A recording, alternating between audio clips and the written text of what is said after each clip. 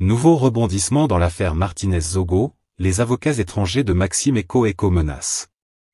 Dans une publication ce 26 juillet, le lanceur d'alerte Boris Berthold indique que le discret chef de la Direction générale de la recherche extérieure, Maxime Eko, qui est en détention provisoire depuis le 4 mars 2023, prend l'initiative dans l'affaire Martinez-Zogo et menace de porter plainte contre Reporters sans frontières devant les juridictions internationales. Les avocats internationaux de ce responsable des services de renseignement, maître Jean-Pierre Buil, avocat au barreau de Bruxelles et ancien bâtonnier du barreau de Bruxelles, maître Seri Simplice Zoku, avocat au barreau de Bruxelles et conseil auprès de la CPI et maître Ibrahima Fati, avocat au barreau de Paris, ont adressé le 20 juillet 2023 une correspondance à monsieur Arnaud Froger, chef du bureau des investigations, exposant les mensonges de l'organisation et fournissant un démenti. Ils préviennent que s'ils ne voient pas ce démenti publié, ils se réservent le droit d'entamer des actions judiciaires pour protéger leurs droits, précise Boris Berthold.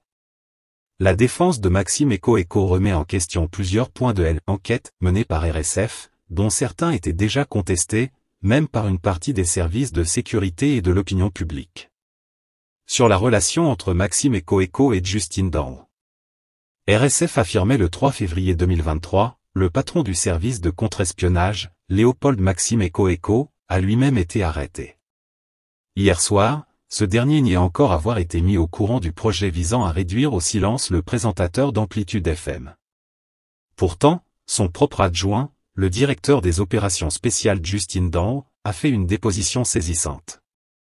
Les avocats de Maxime Eko révèlent que lors de sa confrontation avec Justine Danho devant la commission d'enquête prescrite par Paul Biya, Danho a formellement déclaré que M. Eko n'était ni intéressé ni concerné par le dossier Zogo.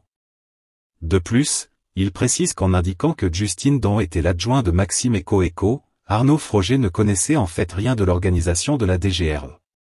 Car l'adjoint direct du directeur général est le directeur général adjoint suivi du conseiller technique, le directeur des opérations ne venant qu'après ceci.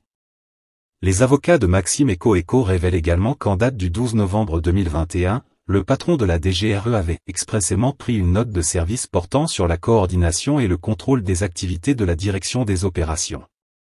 Par cette circulaire, l'ensemble des activités de la direction des opérations étaient placées sous la coordination et le contrôle strict du conseiller technique numéro 1. Dès lors, toute activité de la direction des opérations devait transiter par le dit conseiller, seul ce dernier était donc habilité à mettre en action les personnels de la direction des opérations. Ce qui n'a pas été le cas.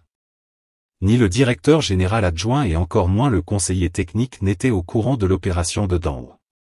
Sur la Prado, véhicule de l'enlèvement. RSF affirmait le 3 mars 2023, dans une cellule voisine, le patron de la DGR Maxime Eko semble lui aussi acculé. Le véhicule Prado qui a été utilisé pour kidnapper le journaliste lui appartenait. Difficile d'imaginer que ces hommes lui aient emprunté sans qu'il en ait été informé, estime l'une de nos sources qui ajoute que le patron des renseignements a lui aussi mangé sa part, allusion aux sommes qui auraient été versées aux participants à l'opération. Les avocats de Maxime Eko affirment que Reporters sans frontières a mené un travail partial, téméraire et léger. Ils indiquent qu'il est absolument faux d'affirmer que le véhicule Prado utilisé pour kidnapper le journaliste appartient à notre client. Le dit véhicule qui a fait partie du parc de la DGRE jusqu'au 6 novembre 2017 a été racheté depuis lors en vente publique par M. Danho à titre personnel dans le cadre d'une mesure dite de « réforme ». Justine Danho en faisait ainsi un usage personnel. Il était donc impossible que des agents empruntent au directeur de la DGRE un véhicule qui n'était ni le sien ni celui du service. En conclusion, les avocats soulignent que Reporters sans frontières s'est focalisé qu'à promouvoir une seule piste et que leur client, Maxime Eko, n'a pas pu faire valoir ses observations avant, pendant ou après l'enquête. Il qualifie les accusations d'Arnaud Froger de diffamatoires et infondées. RSF avait 3 jours pour publier ce démenti.